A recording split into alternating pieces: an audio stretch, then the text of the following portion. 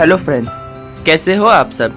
स्वागत है आप सभी का हमारे अपने YouTube चैनल माइथोक क्लब पर। दोस्तों, नवरात्रि के 5वें दिन माता स्कंद माता की पूजा की जाती है, जिनका ध्यान मंत्र है सिंहासन गता नित्या पद्माश्रित करद्वया शुभदास्तु सदा देवी स्कंद माता यशस्विनी।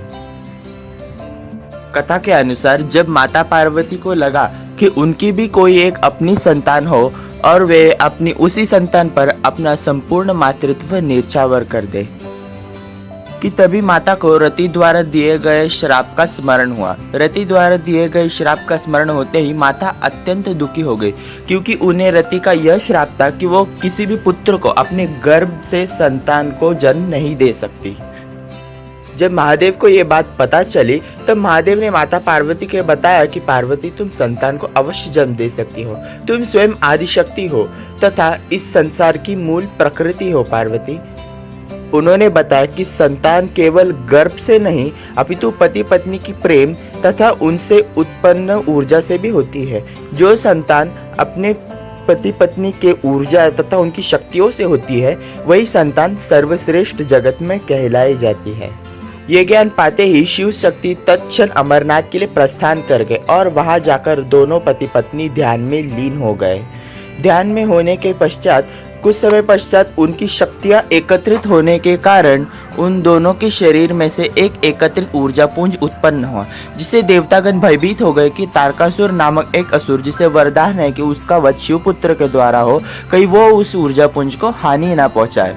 इसीलिए अग्निदेव ने उस ऊर्जा स्तंभ को अपने हाथ में ले लिया और उसे हाथ में लेते हुए अमरनाथ की गुहा से भाग गए। किंतु जब माता पार्वती का इसका ज्ञान हुआ तब वे अत्यंत क्रोधित हो गई और उन्होंने अतः क्रोध में अपना संयम खो दिया और अपना प्रचंड विकराल स्वरूप उग्र आदिशक्ति स्वरूप धारण कर लिया। तथा माता आदिशक्ति ने देवताओं को यह श्राप दिया कि उन्हीं की भांति उनकी स्त्रियां भी गर्भ से संतान को जन्म नहीं दे सकती।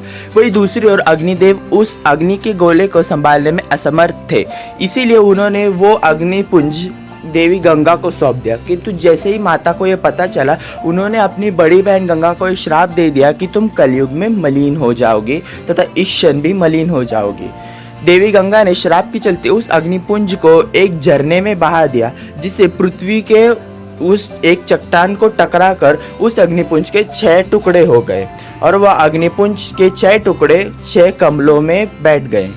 प्रकृति के प्रकोप से उन्हीं 6 कमल पुष्प में उन 6 ऊर्जा पुंजों ने 6 बालकों का रूप धारण कर लिया और वहां प्रस्थापित कृतिकाओं ने 6 कृतिकाओं ने उन बालकों को देखा और वही उनमें मातृत्व जागृत होने के कारण उन्होंने उन 6 बालकों को उठा लिया।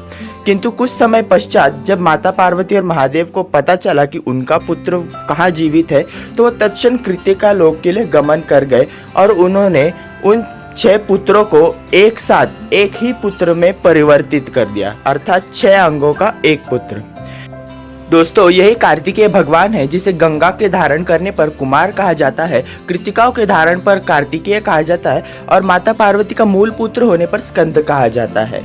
दोस्तों, इन्हीं कार्तिकेय स्कंद की माता है हमारी स्कंद माता।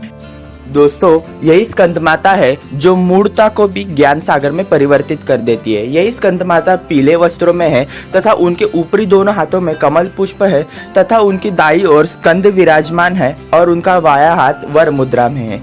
यही स्कंद माता संतान लक्ष्मी का स्रोत है। दोस्तों, आज का रंग है व्हाइट यानी श्वेत। आशा करता हूँ आप सभी को हमारा वीडियो पसंद आए और स्कंद माता को आपको धन तथा संतान और सुख प्राप्त करने दे। तो दोस्तों, अगर आपको यह वीडियो पसंद आए तो चैनल को सब्सक्राइब जरूर कीजिएगा, वीडियो को लाइक कीजिएगा और इस वीडियो को देखने के लिए आप सभी का बहुत